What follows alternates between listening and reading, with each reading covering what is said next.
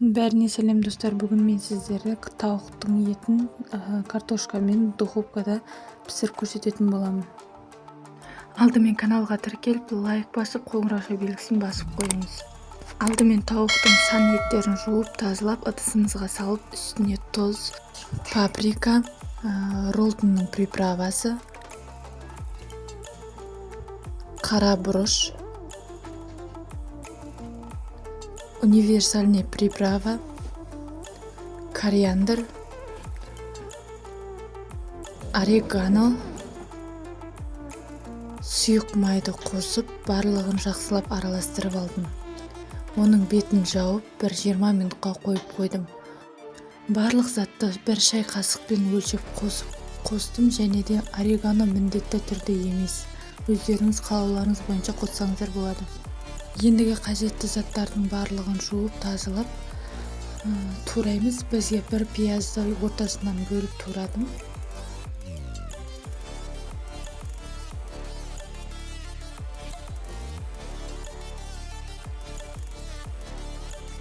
Екі түсті болгарскийді үлкен-үлкен етіп турадым. 1 сәбіз, оны 2-ге бөліп турайсыздар. Дәл видеодағыдай жіңішке болуы керек.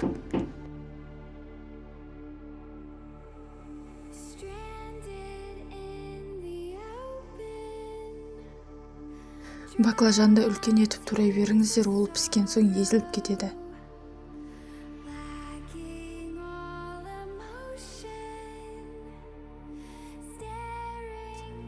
Картошканы қатты жіңішке, қатты жуан етіп турамадым, орташа көлемде турадым.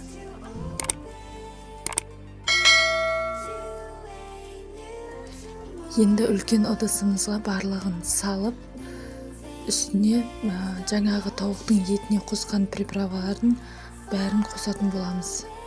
Тұз, ролтонның приправасы, паприка, универсальный приправа, кориандр, помидорды турап қосып жібердім.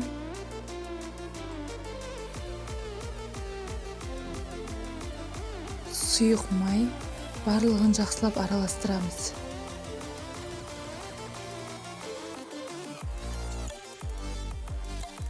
Арнайы духовкаға пісіруге арналған целлофаннан алып, барлық затымызды ішіне салатын боламыз.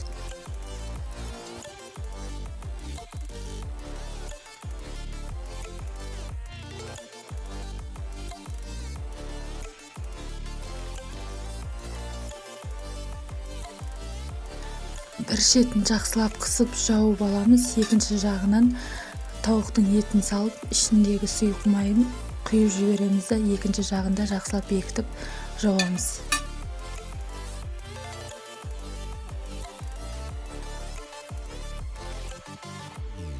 1,5 сағатқа 180 градуста қойып пісірдім. Дәл видеодағыдай целлофанды тесіп жіберіңіз. Осымен менің тамағым дайын. Өте дәмді, барлығы толық піскен, сәбізі де, картошка да, тауықтың еті де, барлығы дәмі де күшті болып шықты. Видеода көріп тұрғандарыңыздай бәрі езіліп, әдемі пісіп шыққан, өте дәмді болады. Бізде үйдегілердің бәрі тауысып жеп қойды.